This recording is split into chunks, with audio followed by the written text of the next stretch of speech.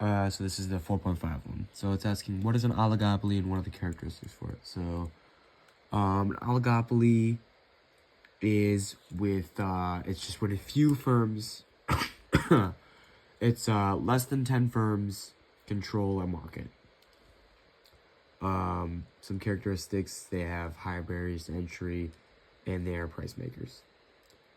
Number 2 is, what does interdependence mean? So, interdependence is when you're trying, like when two different firms are trying to anticipate and predict and react to each other's decisions in the market. What does the demand curve for an oligopoly look like and why? Because, okay, so the demand curve looks kind of like this, and it's because of that interdependence. So they're always trying to react to each other, and things like price drops and things like that happen because of that.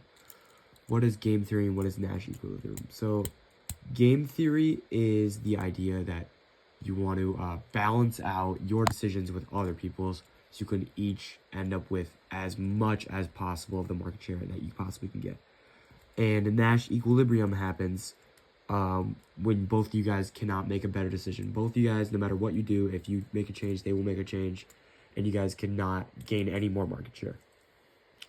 And 5 is telling you to make your unique payoff matrix. And walk through 30 dominant strategies. So, what can do one here?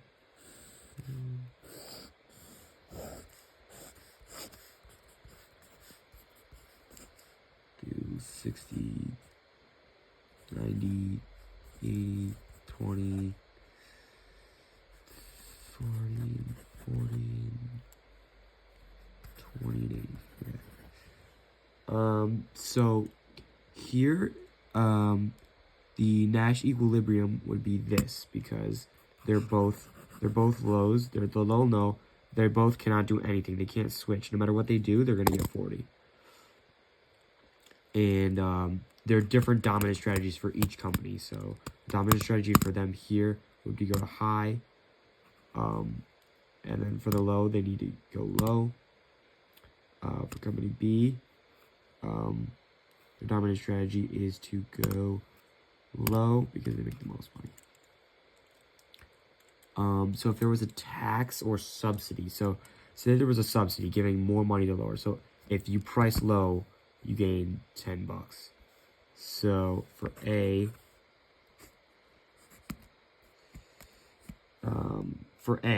if they price low, say this becomes 30 instead, and this becomes 50. This would also become 50. So we're looking at B now. So the lows, this would become 30. So nothing really changes. The decisions would stay the same, but you can see how these numbers are affected. Say there's a subsidy, the lower prices get affected higher. And then if there was a tax, then the numbers would be brought lower.